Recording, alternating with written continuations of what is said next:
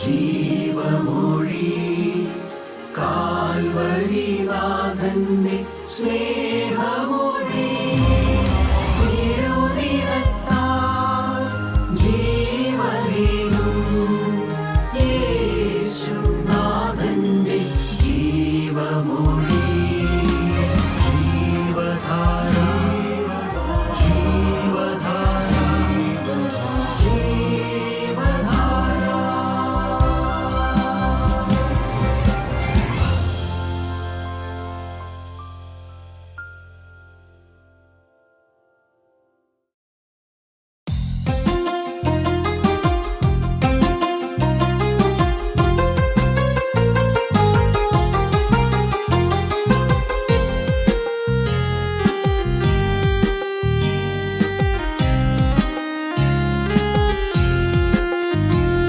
ലക്ഷോപലക്ഷം ദൂതസേവിതരിതാ,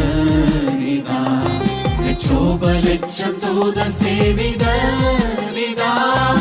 യോഹന്നാൻ വെളിപ്പാടിൽ കണ്ടപ്പോൾ മേഘരൂഢനായി വാനിൽ വാനിൽ വരുന്നു വാഴ്ത്തുവിൻ, വാനിൽ വാനിൽ വരുന്നു വാഴ്ത്തുവിൻ. തുറക്കപ്പെട്ട കിഴക്കേ വാതിലിലൂടെ, തുറക്കപ്പെട്ട കിഴക്കേ വാതിലിലൂടെ, സകല വിശുദ്ധ ദൂത സംഘ പരിവാരത്തോടെ വാനിൽ വാനിൽ വരുന്നു വാഴ്ത്തുവിൻ, വാനിൽ വാനിൽ വരുന്നു വാഴ്ത്തുവിൻ, വാനിൽ വാനിൽ വരുന്നു വാഴ്ത്തുവിൻ, വാനിൽ വാനിൽ വരുന്നു വാഴ്ത്തുവിൻ. ദൈവ തിരുനാമത്തിന് മഹത്വം ഉണ്ടാകട്ടെ. കർത്താവായ യേശുക്രിസ്തുവിൻ്റെ ഒരു എളിയ സാക്ഷിയായിട്ട് വീണ്ടും നിങ്ങളുടെ മുമ്പാകെ എഴുന്നേറ്റ് നിൽക്കുവാൻ കർത്താവ് തന്ന കൃപയോർത്ത് ഞാൻ ദൈവത്തെ സ്തുതിക്കുന്നു, സ്തോത്രം ചെയ്യുന്നു. 16-ാം സങ്കീർത്തനത്തിലൊരു മനോഹരമായൊരു വാക്യമുണ്ട്. എൻ്റെ അവകാശത്തിൻ്റെയും പാനപാത്രത്തിൻ്റെയും പങ്ക് യഹോവയാകുന്നു, അളവുനൂൽ എനിക്ക് മനോഹര ദേശത്ത് വീണിരിക്കുന്നു. അതെ, നല്ലൊരു അവകാശം എനിക്ക് ലഭിച്ചിരിക്കുന്നു. കർത്താവിൻ്റെ കൃപയാണ് യേശുവിൻ്റെ സാക്ഷിയാകാൻ കഴിയുക എന്നുള്ളത്. വലിയൊരു ദാനമാണ് കർത്താവിനെ അനുഭവിക്കാൻ കഴിയുക എന്നുള്ളത്.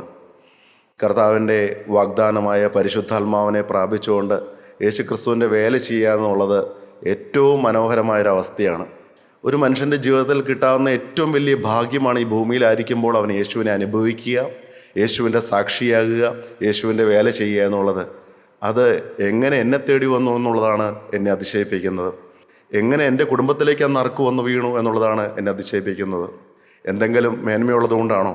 ഒരു മേന്മയുമില്ല. എങ്കിലും സ്വർഗത്തിലെ നറുക്ക് പാപികളായ ഞങ്ങളുടെ വീട്ടിൽ എൻ്റെ ഹൃദയത്തിൽ വന്നു വീണു പ്രിയമുള്ളവരെ. അതുള്ളതുകൊണ്ടാണ്, ആ സ്നേഹം എന്നെ കടന്നു പിടിച്ചതുകൊണ്ടാണ്, ആ കാൽവറി ക്രൂശിലെ സ്നേഹം എന്നെ തേടി വന്നതുകൊണ്ടാണ് ഞാൻ ഇന്ന് നിങ്ങളുടെ മുമ്പാകെ നിൽക്കുന്നത്.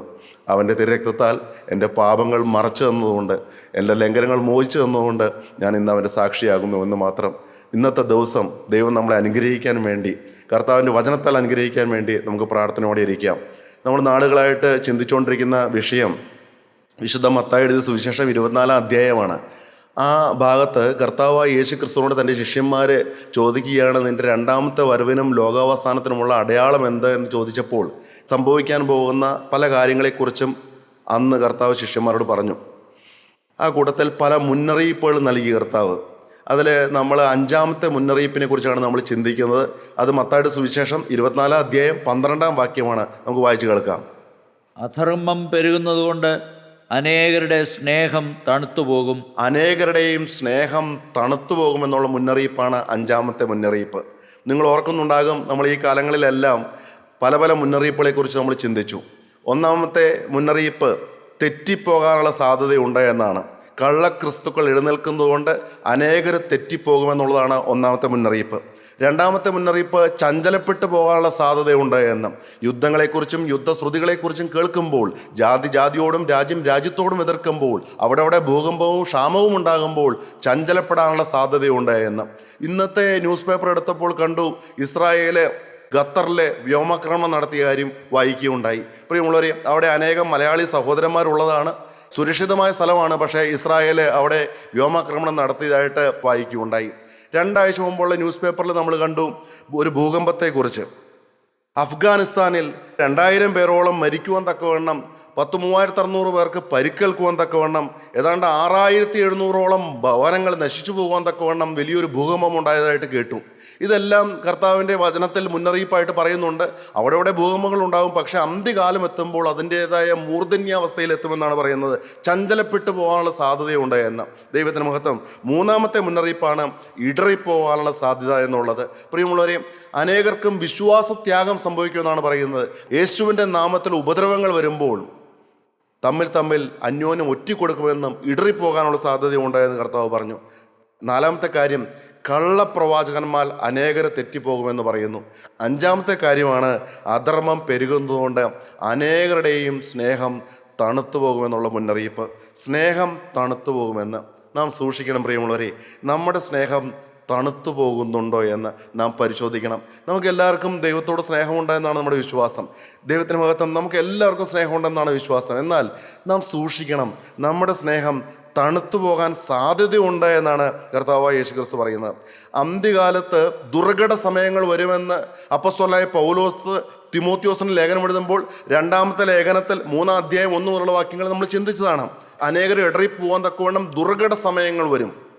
അന്ത്യകാലത്ത് അനേകരും സ്വസ്നേഹികളായിരിക്കുമെന്ന്. ദൈവത്തിന് മഹത്വം. അതായത് തമ്മിൽ സ്നേഹമില്ലാത്തവരായിട്ട് മാറുമെന്ന്. പിന്നെ പറയുകയാണ്, ദൈവപ്രിയമില്ലാതെ ഭോഗപ്രിയരായി ഭക്തിയുടെ വേഷം ധരിച്ച് അതിൻ്റെ ശക്തിയെ ത്യജിക്കുന്നവരായിരിക്കുമെന്ന്. ദൈവപ്രിയമില്ല എന്ന് പറഞ്ഞാൽ ദൈവത്തോട് സ്നേഹം ഉണ്ടാകിയില്ല എന്ന്. അപ്പോൾ തമ്മിൽ സ്നേഹം ഉണ്ടാകിയില്ല, ദൈവത്തോട് സ്നേഹം ഉണ്ടാകിയില്ല. ഭോഗപ്രിയരായിട്ട്, സുഖഭോഗങ്ങളിൽ ആസക്തിയുള്ളവരായിട്ട്, ഭക്തിയുടെ വേഷം മാത്രമുള്ളവരായിട്ട് മാറുമെന്ന് മുന്നറിയിപ്പിൻ്റെ വചനമുണ്ട്. പ്രിയമുള്ളവരെ, ഞാൻ ചോദിക്കട്ടെ, നമുക്ക് എത്ര പേർക്ക് ഉള്ളിൽ സ്നേഹമുണ്ട്? പഴയ സ്നേഹമുണ്ടോ? ദൈവത്തോട് മുട്ടുമടക്കിയിരുന്ന് പ്രാർത്ഥിക്കുന്ന എത്ര പേരുണ്ട്? നിങ്ങൾ ചിന്തിച്ചു നോക്കൂ. പണ്ട് ആദ്യ സ്നേഹത്തിൻ്റെ കാലങ്ങളിൽ, മാനസാന്തരപ്പെട്ട കാലങ്ങളിൽ എത്ര സമയം നിങ്ങൾ മുട്ടിന്മേൽ ഇരിക്കുമായിരുന്നു, പ്രാർത്ഥിക്കുമായിരുന്നു, ദൈവത്തോട് ഹൃദയം പകരുമായിരുന്നു? എത്ര സമയം വേദപുസ്തകം വായിക്കുമായിരുന്നു? എത്ര അധ്യായം വേദപുസ്തകം വായിക്കുമായിരുന്നു? നിങ്ങൾ എന്തുമാത്രം സ്നേഹത്തോടെ കർത്താവിനെ ആരാധിക്കുകയും മറ്റുള്ളവരുടെ യേശുവിനെ കുറിച്ച് പറയുകയും ചെയ്യുമായിരുന്നു? ഇന്നതെല്ലാം കെട്ടുപോയിരിക്കുകയാണോ പ്രിയമുള്ളവരെ? ഒന്ന് പരിശോധിച്ച് നോക്കൂ. ആദ്യ സ്നേഹം നഷ്ടപ്പെട്ടു പോയ അവസ്ഥയിലാണോ നമ്മൾ? പരീശന്മാരുടെ കൂട്ടത്തിൽ ഒരു വൈദികൻ യേശുക്രിസ്തുവിന്റെ അടുക്കൽ വരുന്നു. എന്നിട്ട് ചോദിച്ചു, ഗുരു, ഏറ്റവും മുഖ്യമായ കൽപ്പന ഏത്? പരീക്ഷിച്ച് ചോദിച്ചതാണ്. ഏറ്റവും മുഖ്യമായ കൽപ്പന ഏത്? വൈദികൻ അറിയാം ഏതാണ് മുഖ്യ കൽപ്പന എന്ന്, പക്ഷെ പരീക്ഷിച്ച് ചോദിച്ചതാണ്. കർത്താവ് പറഞ്ഞു, നിന്റെ ദൈവമായ കർത്താവിനെ പൂർണ്ണ ഹൃദയത്തോടും പൂർണ്ണ ആത്മാവോടും പൂർണ്ണ മനസ്സോടും പൂർണ്ണ ശക്തിയോടും കൂടെ സ്നേഹിക്കുക. 2-ാമത്തെ അതിനോട് സമം, നിന്നെപ്പോലെ തന്നെ നിന്റെ അയൽക്കാരനെയും സ്നേഹിക്കുക, നിന്നെപ്പോലെ തന്നെ നിന്റെ സഹോദരനെ സ്നേഹിക്കുക, നിന്നെപ്പോലെ തന്നെ നിന്റെ കൂട്ടുകാരനെ സ്നേഹിക്കുക. ഈ 2 കൽപ്പനകളിൽ സകല ന്യായപ്രമാണവും സകല പ്രവാചകന്മാരും അടങ്ങിയിരിക്കുന്നു എന്ന് കർത്താവായ യേശുക്രിസ്തു പറഞ്ഞു. പ്രിയമുള്ളവരെ, 1-ാമത്തെ കൽപ്പന ദൈവത്തെ പൂർണ്ണ ഹൃദയത്തോടും പൂർണ്ണാത്മാവോടും പൂർണ്ണ മനസ്സോടും കൂടെ സ്നേഹിക്കുക എന്നുള്ളതാണ്. 2-ാമത്തത് അതിന് തുല്യമാണ്, നമ്മെപ്പോലെ തന്നെ നമ്മുടെ അയൽക്കാരനെയും സ്നേഹിക്കുക എന്ന്. നോക്കൂ, നമ്മുടെ സമൂഹത്തിലേക്ക് നോക്കൂ. ദൈവത്തോടുള്ള സ്നേഹം എങ്ങനെയുണ്ട്? തമ്മിലുള്ള സ്നേഹം എങ്ങനെയുണ്ട്? നമ്മുടെ പള്ളികളിലേക്ക് നോക്കൂ. ഇന്ന് ഭിന്നതയല്ലേ? യാക്കോബായ ഓർത്തഡോക്സ് സഭകൾ തമ്മിൽ കക്ഷിഭേദമല്ലേ? കക്ഷി വഴക്കല്ലേ? കത്തോലിക്ക സഭയിൽ ഇതൊരു കുഴപ്പമില്ലാതെ പോവുകയായിരുന്നു. പക്ഷെ ഇപ്പോൾ അവിടെയും ഭിന്നതയാണ്. എങ്ങോട്ട് തിരിഞ്ഞു നിന്ന് കുർബാന കൈക്കൊള്ളണമെന്നുള്ള ഭിന്നതയാണ്. സ്നേഹം നഷ്ടപ്പെട്ടിരിക്കുകയാണ്. അടിയാണ്, പോലീസാണ് പള്ളിയിൽ. വേണ്ട, ഇനി കൂട്ടായ്മയിലേക്ക് നോക്കൂ. തമ്മിൽ സ്നേഹമുണ്ടോ? ദൈവത്തോടുള്ള സ്നേഹം പലരും പാലിക്കാൻ ശ്രമിക്കുന്നുണ്ട്. ദൈവത്തോട് സ്നേഹവും ഭക്തിയും പലർക്കുമുണ്ട്.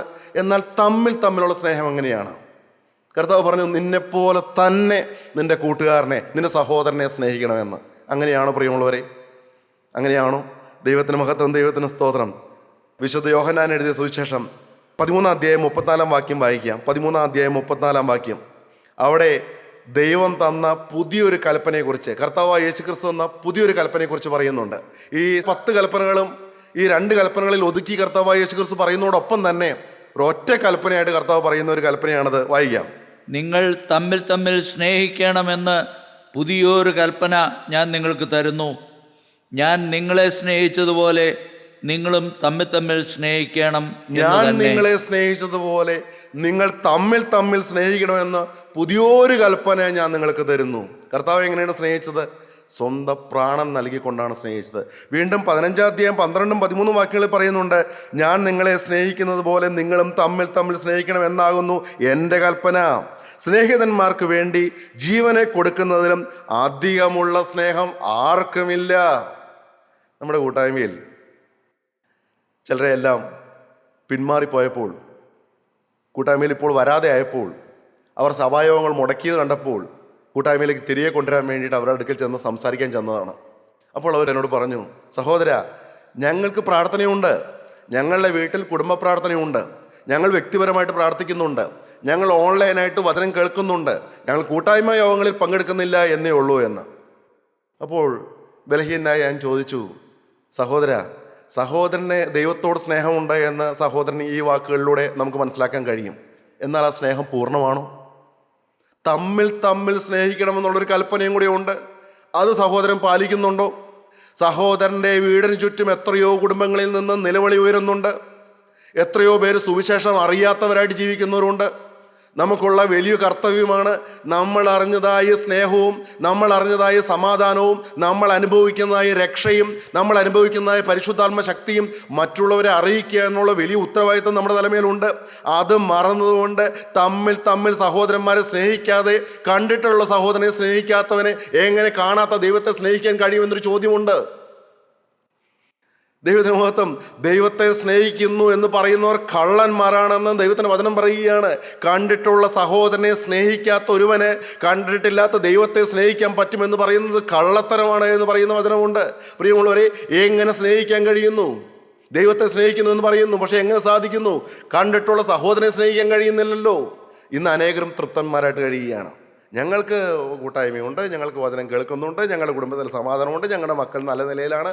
പക്ഷേ എത്രയോ പേരെ നാശത്തിലേക്ക് പോകുന്നു, പാപത്തിൻ്റെ അടിമകളായിട്ട് ജീവിക്കുന്നു, സമാധാനമില്ലാതെ വലയുന്നു, ചുറ്റിനുമുള്ള ഭവനങ്ങളിൽ നിന്ന് നിലവിളി ഉയരുകയാണ്. അത് ദാരിദ്ര്യം കൊണ്ടാവാം, നഗ്നത കൊണ്ടാവാം, ഉടുപ്പാൻ വകയില്ലാത്തതുകൊണ്ടാകാം, തിന്മാൻ ഭക്ഷണമില്ലാത്തതുകൊണ്ടാകാം, അതല്ല ആത്മീയമായിട്ടുള്ള ആഹാരം ലഭിക്കാത്തതുകൊണ്ടാകാം. ഇതൊന്നും ചിന്തിക്കാതെ അനേകരും ഇന്ന് സ്വാർത്ഥരായിട്ട് കഴിയുകയാണ്.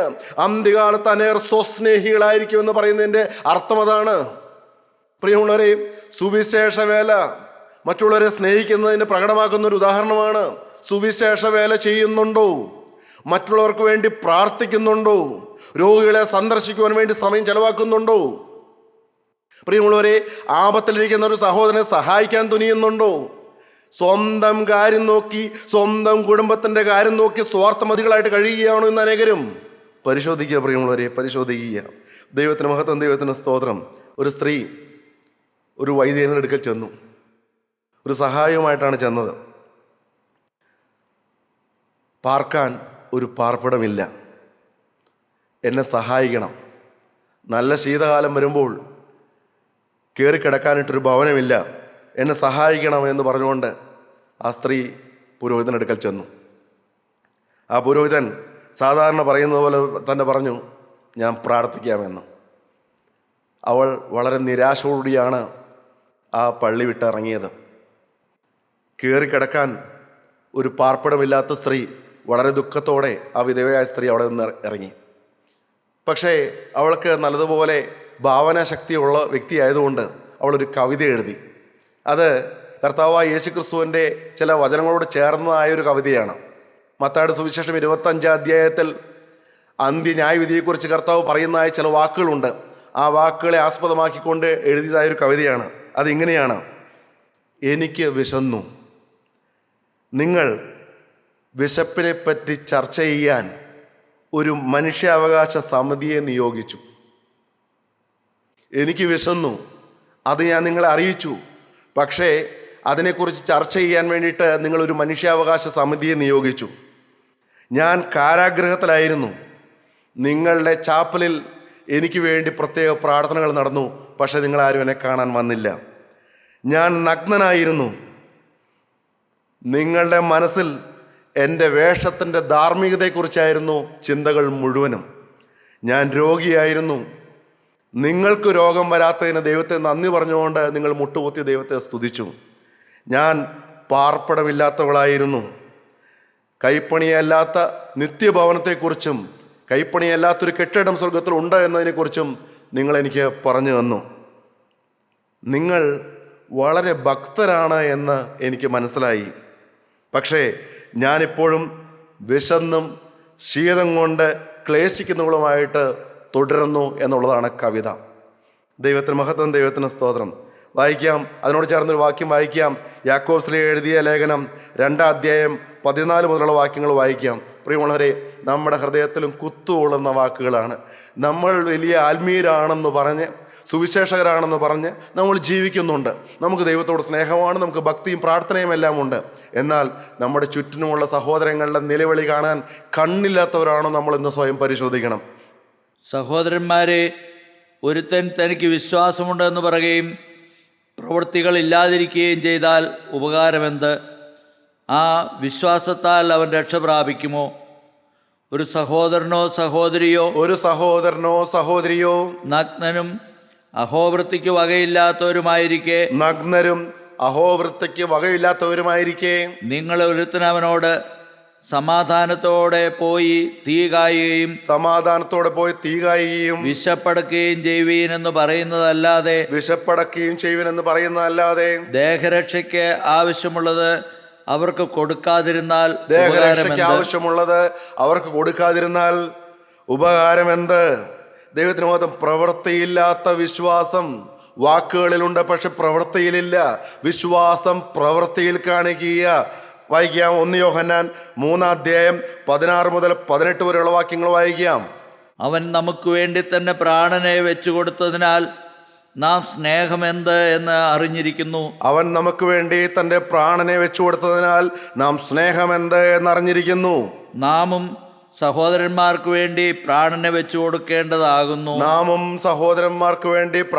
കൊടുക്കേണ്ടതാകുന്നു. എന്നാൽ ഈ ലോകത്തിലെ വസ്തുവകയുള്ളവനാരെങ്കിലും തൻ്റെ സഹോദരന് മുട്ടുള്ളത് കണ്ടിട്ട് അവനോട് മനസ്സലിവ് കാണിക്കാഞ്ഞാൽ ദൈവത്തിന്റെ സ്നേഹം അവനിൽ എങ്ങനെ വസിക്കും? കുഞ്ഞുങ്ങളെ, നാം വാക്കിനാലും നാവിനാലുമല്ല, പ്രവൃത്തിയിലും സത്യത്തിലും തന്നെ സ്നേഹിക്കുക. സഹോദരന് മുട്ടുണ്ടെങ്കിൽ മനസ്സലിവ് കാണിക്കണമെന്നാണ് വചനം പറയുന്നത്. പ്രിയമുള്ളവരെ, ഇന്ന് പലരും 1-ാമത്തെ കൽപ്പന അനുസരിക്കാൻ ശ്രമിക്കുന്നു. ദൈവമായ കർത്താവിനെ പൂർണ്ണ ഹൃദയത്തോടും പൂർണ്ണാത്മാവോടും പൂർണ്ണ മനസ്സോടും പൂർണ്ണ ശക്തിയോടും കൂടെ സ്നേഹിക്കാൻ ശ്രമിക്കുന്നുണ്ട്. എന്നാൽ 2-ാമത്തെ കൽപ്പന പലരും മനസ്സോടെ ത്യജിച്ചു കളയുകയാണ്.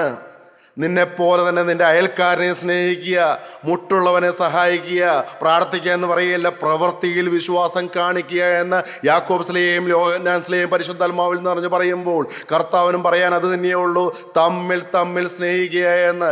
എങ്ങനെയുണ്ട് നിങ്ങളുടെ സ്നേഹം? ദൈവത്തിന് മഹത്വം. ദൈവത്തെ സ്നേഹിക്കാത്തൊരു വ്യക്തിക്ക് തമ്മിൽ സ്നേഹിക്കാൻ കഴിയുമോ?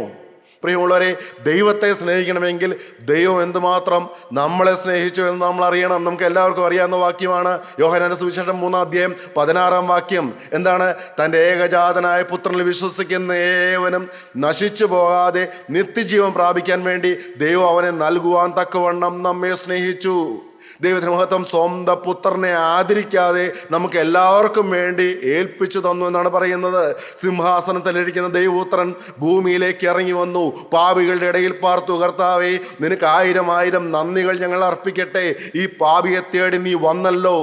പാട്ടുകാരൻ പാടും, എന്നെ വേണ്ട സ്നേഹം, കുരിശിലെ സ്നേഹം. ദൈവത്തിന് മഹത്വം. എത്ര മനോഹരമാണ്. പിന്നെയും പാട്ടുകാരൻ പാടും, മകൾ സ്നേഹം എന്ന്. ഇത് പിരിയ ബന്ധമാണ് എന്ന്. മറ്റൊരു പാട്ടുണ്ട്, മോദമെഴും തിരുമാർവിലുല്ലാസമായി സന്തതം ചേർന്നിരുന്ന ഏകജാതനമേശുവെ പാതകർക്കായി തന്ന സ്നേഹമതിശയമേ. ഏകജാതനമേശുവെ പാതകർക്കായി തന്ന സ്നേഹമതിശയമേ. എന്തതിശയമേ ദൈവത്തിൻ സ്നേഹം, എത്ര മനോഹരം എന്തതിശയമേ ദൈവത്തിൻ സ്നേഹം എത്ര മനോഹരമേ. അതു ചിന്തയിലടങ്ങ സിന്ധു സമാനമായി സന്തതം കാണുന്നു ഞാൻ. അതു ചിന്തയിലടങ്ങ സിന്ധു സമാനമായി സന്തതം കാണുന്നു ഞാൻ. എന്തതിശയമേ ദൈവത്തിൻ സ്നേഹം എത്ര മനോഹരമേ. അത് വലിയൊരു അതിശയമാണ് പ്രിയമുള്ളവരെ. ദൈവം എന്നെ സ്നേഹിച്ചു. ദൈവം സർവശക്തനായിരുന്നിട്ടും മഹാപാപികളായ നമ്മെ സ്നേഹിച്ചു. ഞാൻ ചിന്തിക്കുമ്പോൾ എൻ്റെ കുടുംബത്തെ സ്നേഹിച്ചു. 16ഓളം ക്രിമിനൽ കേസിലെ പ്രതിയായിട്ട് പോലീസുകാരെ അവരുടെ റോട്ടിലിട്ട് തല്ലിയ ഒരു ഗുണ്ടയായിരുന്ന എൻ്റെ അപ്പനെ ഈ ദൈവം സ്നേഹിച്ചു. എൻ്റെ കർത്താവായ യേശു ക്രിസ്തുവിനെ എൻ്റെ അപ്പന് വേണ്ടി ദൈവം നൽകിയെന്ന്. 19-ാമത്തെ വയസ്സിൽ ഒരു യുവാവായിരുന്ന പ്രായത്തിൽ ഈ ലോകത്തിൻ്റെ പിന്നാലെ പാപത്തിൽ സുഖിച്ച് പുളച്ച് ജീവിച്ച ഒരു യൗവനക്കാരനായിരുന്ന സമയത്ത് ഈ സ്നേഹം എന്നെയും കടന്നു പിടിച്ചു. എന്തിനാണെന്ന് എനിക്ക് മനസ്സിലാകുന്നില്ല. ഞങ്ങളെ തിരഞ്ഞെടുക്കുവാനായിട്ട് എൻ്റെ കുടുംബത്തിൽ ഈ സ്നേഹത്തിൻ്റെ നറുക്ക് വന്നു വീണു. എൻ്റെ അമ്മ, എൻ്റെ അപ്പൻ, എൻ്റെ ഭാര്യ, ഞാൻ മാനസാന്തരപ്പെട്ടു. എനിക്ക് 5 കുഞ്ഞുങ്ങളുണ്ട്. 9 പേരടങ്ങുന്ന സംഘം ദൈവത്തെ മതിമറന്ന് സ്തുതിച്ച കാലങ്ങൾ ഞാൻ ഓർക്കുന്നു. ഇന്ന് അപ്പൻ വിട്ടുപിരിഞ്ഞ് സ്വർഗത്തിലായിരിക്കുകയാണ്, എൻ്റെ കർത്താവിനോട് കൂടെ ആയിരിക്കുകയാണ്. ഞങ്ങൾ ഇന്ന് 8 പേരും വളരെ സന്തോഷവും സമാധാനം അനുഭവിച്ച് ജീവിക്കുന്നു. അനേകർക്ക് കിട്ടാത്ത വലിയൊരു ഭാഗ്യമാണ് കർത്താവ് ഞങ്ങൾക്ക് തന്നത്. പ്രിയമുള്ളവരെ, ക്രിസ്തുവിൻ്റെ സ്നേഹം ഞങ്ങളെ കടന്നു പിടിച്ചു. കർത്താവിനോടുള്ള പ്രാർത്ഥനയാണ്, കർത്താവെ, എന്തെല്ലാം നഷ്ടം വന്നാലും ഈ സ്നേഹം ഒരിക്കലും നഷ്ടമാകല്ലേ എന്ന്, എൻ്റെ കർത്താവിൻ്റെ സാന്നിധ്യം ഒരിക്കലും നഷ്ടപ്പെടല്ലേ എന്ന്. ഇപ്പോൾ മുട്ടുമടക്കിയിരിക്കുമ്പോൾ അല്ല, കണ്ണുകൾ അടച്ച് ഒന്ന് ധ്യാനിക്കുമ്പോൾ എൻ്റെ കർത്താവിൻ്റെ സാന്നിധ്യം വന്ന് എന്നെ പൊതിയുന്നതും കർത്താവിനെ തലോടുന്നതും എൻ്റെ വേദനകളിൽ എന്നെ ആശ്വസിപ്പിക്കുന്നതും ഞാൻ അനുഭവിക്കുന്ന വ്യക്തിയാണ്.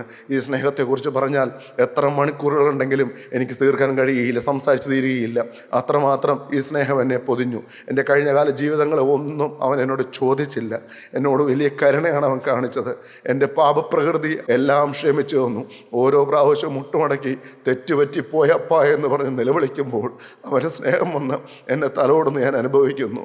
ആ ക്രൂശിലെ സ്നേഹം എന്നെ മാടി വിളിക്കുന്ന ഞാൻ അനുഭവിക്കുന്നു. പ്രിയമുള്ളവരെ, എല്ലാം വിട്ടിട്ട് അവൻ്റെ പിന്നാലെ ഇറങ്ങുവാൻ തോന്നുന്നതായ ആ മഹാസ്നേഹം നിങ്ങളെ കടന്നു പിടിച്ചിട്ടുണ്ട്. പ്രിയമുള്ളവരെ, ആ ദൈവത്തിൻ്റെ സ്നേഹം നമ്മൾ അറിഞ്ഞാൽ നമ്മൾ സുവിശേഷ വേലയ്ക്കായിട്ട് ഓടും. ആ ദൈവത്തിൻ്റെ സ്നേഹം നമ്മൾ അറിഞ്ഞാൽ മനസ്സറിഞ്ഞൊരു പാപം വരാതെ നമ്മളെ തന്നെ സൂക്ഷിക്കും.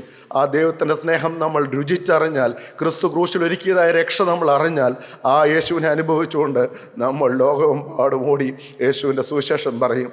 ആത്മാക്കൾക്ക് വേണ്ടിയിട്ടുള്ള ഭാരമുണ്ടാകും. ദൈവത്തിന് മഹത്വം. തമ്മിൽ സ്നേഹമില്ല എന്ന് പറയുന്നത് ആത്മാക്കൾക്കുള്ള ഭാരമില്ല.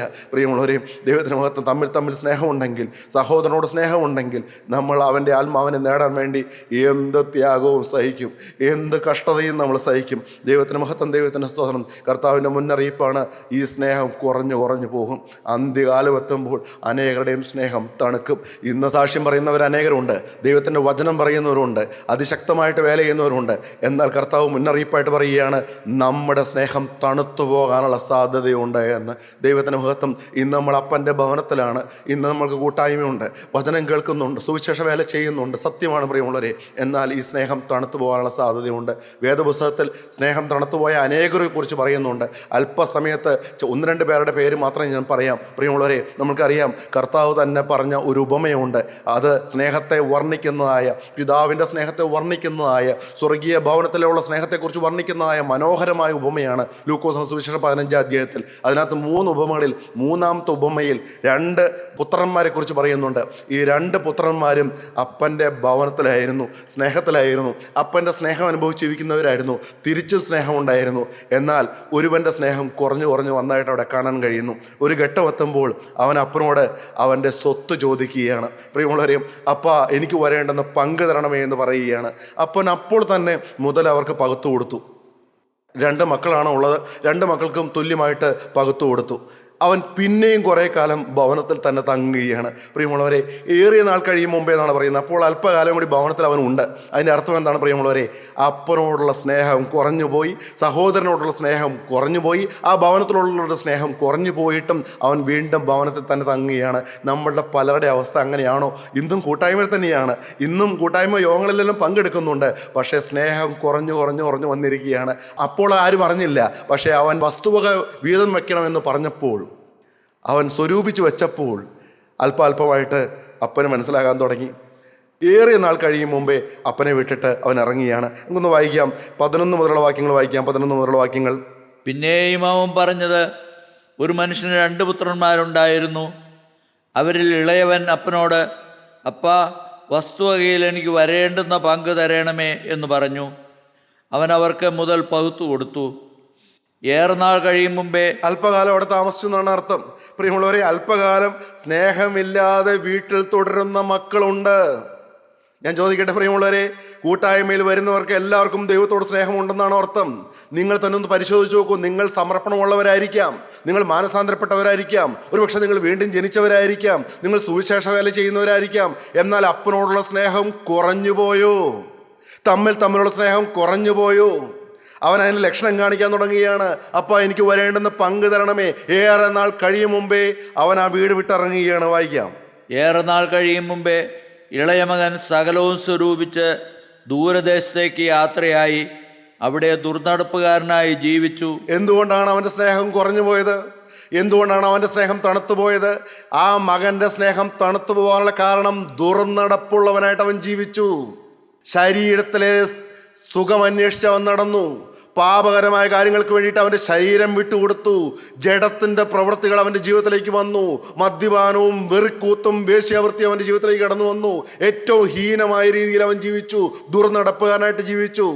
സ്നേഹം തണുത്തു പോകാനുള്ള ഒരു കാരണം പാപകരമായ ജീവിതമാണ്.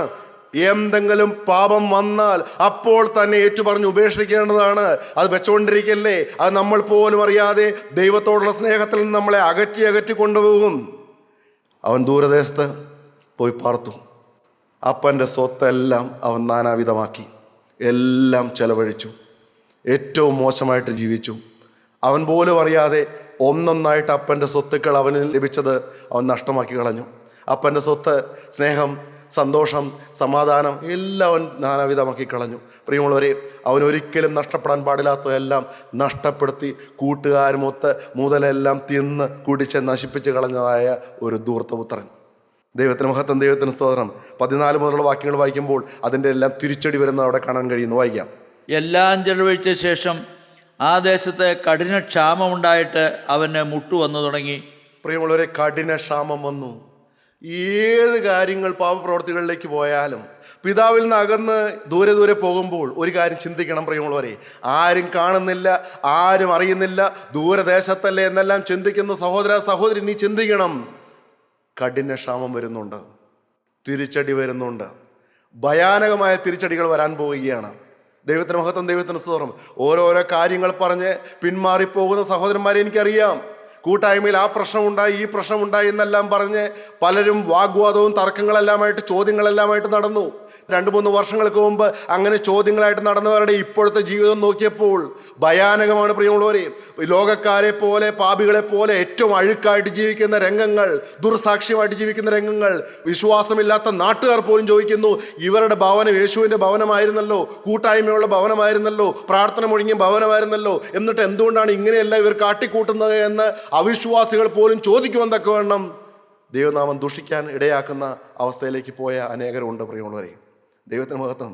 ഇന്ന് ചോദ്യം ചെയ്യുകയും ക്വസ്റ്റ്യൻസും ഡിമാൻഡ്സൊക്കെ എല്ലാമായിട്ട് നടക്കുന്നവർ ഒന്ന് പരിശോധിക്കുന്നത് നല്ലതാണ്. അവന് തിരിച്ചടി വന്നു, കഠിനക്ഷാമമുണ്ടായി, എല്ലാം ചെലവഴിച്ച് അവന് മുട്ടുവന്ന് ആ ദേശത്തിലെ പൗരന്മാരിൽ ഒരുത്തരം ചെന്ന് ആശ്രയിച്ചപ്പോൾ പന്നികളെ മേയ്ക്കാനായിട്ട് വിടുകയാണ്. അപ്പൻ്റെ വയലിൽ ജോലി ഉണ്ടായിരുന്നവനാണ്. അപ്പൻ്റെ വയലിൽ കൂലിയില്ലാതെ അപ്പന് വേണ്ടി, അവന് വേണ്ടി തന്നെ ജോലി ചെയ്തവനാണ്. പ്രിയമുള്ളവരെ, സുവിശേഷ വേല ചെയ്തവനാണ്. ഇപ്പോൾ അന്യന് വേണ്ടിയിട്ട് പന്നികളെ മേയ്ക്കുന്നതായ ജോലി ഏറ്റെടുത്തിരിക്കുകയാണ്.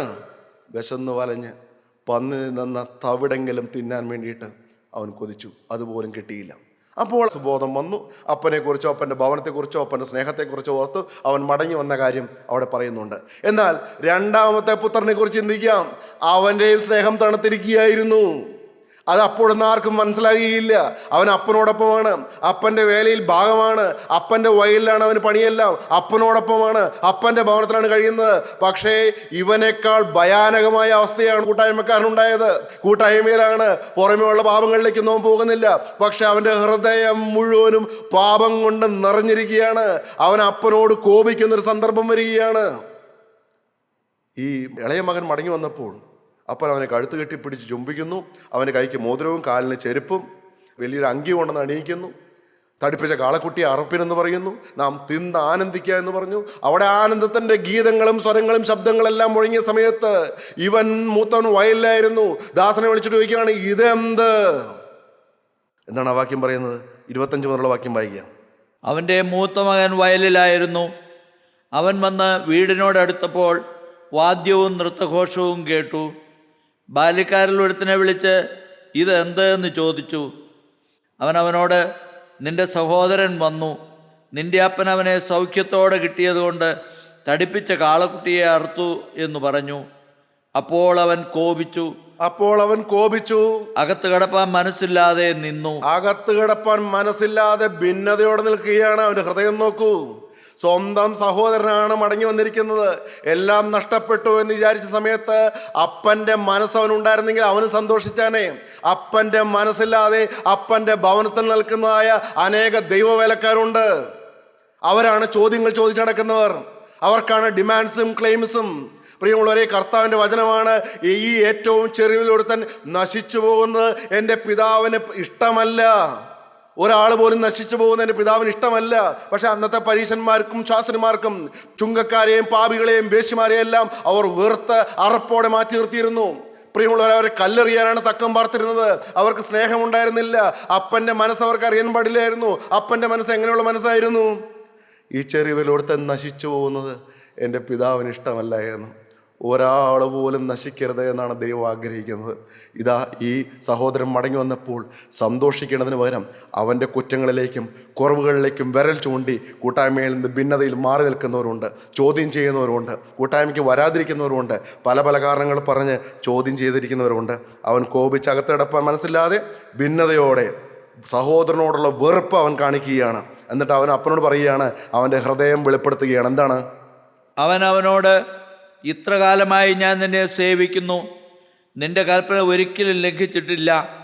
എന്നാൽ എൻ്റെ ചങ്ങാതികളുമായി ആനന്ദിക്കേണ്ടതിന് നീ ഒരിക്കലും എനിക്കൊരു ആട്ടിൻകുട്ടിയെ തന്നിട്ടില്ല. അവൻ്റെ ഹൃദയത്തിൽ അത് തന്നെയാണ്, ചങ്ങാതികളുമായി ആനന്ദിക്കണം.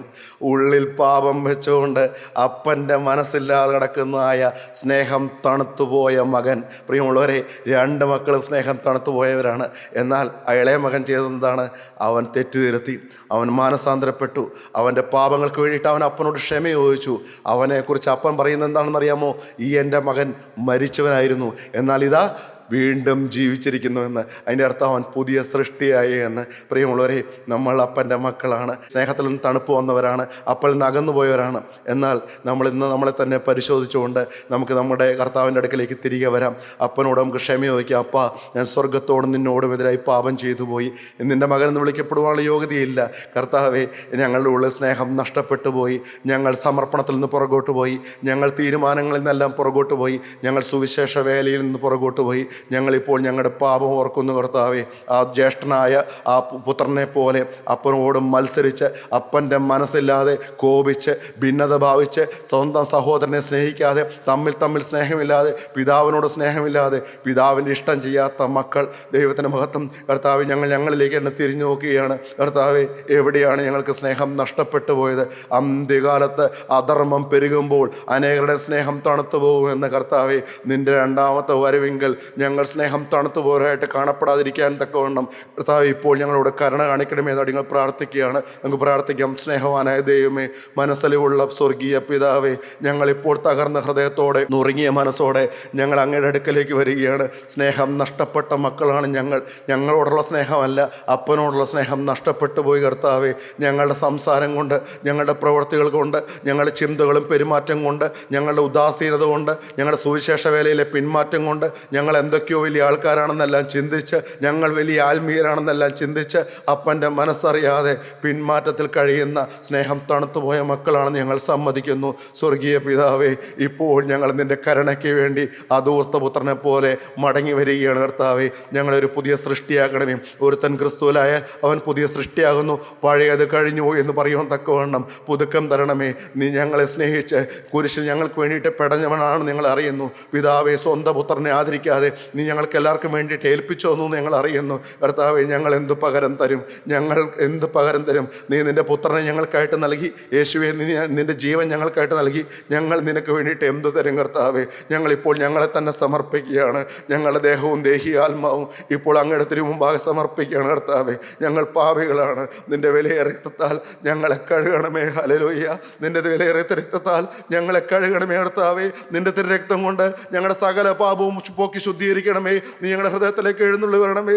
ഞങ്ങളുടെ പേര് ജീവൻ്റെ പുസ്തകത്തിൽ എഴുതണമേ. ജീവിതം ഞങ്ങൾ നിനക്കായിട്ട് സമർപ്പിക്കുകയാണ് കർത്താവേ. ഞാനും എൻ്റെ കുടുംബവുമോ ഞങ്ങൾ യഹോവയെ സേവിക്കും. ഹല്ലേലൂയ. എൻ്റെ കർത്താവേ, ഞങ്ങളുടെ ജീവിതം അങ്ങേക്കായിട്ട് തരികയാണ് കർത്താവേ. മനസ്സറിഞ്ഞ ജീവിതത്തിൽ പാപം വരാതെ ഞങ്ങൾ അന്ത്യത്തോളം നിന്നുകൊള്ളാം. യേശുവിൻ്റെ സാക്ഷിയായിട്ട് നിന്നുകൊള്ളാം. ഞങ്ങൾക്ക് വേണ്ടി മരിച്ച എൻ്റെ യേശുവേ, ഇന്ന് മുതൽ ഞങ്ങൾ നിനക്കായിട്ട് ജീവിച്ചു കൊള്ളാം. സകലതും ഞങ്ങൾക്കായി ജീവൻ നാം യേശുവിൻ്റെ നാമത്തിൽ ചോദിക്കുന്നു. കൃപയുടെ ഘട്ടത്തിൽ തിരുമാറാകണമേ. ആമീൻ.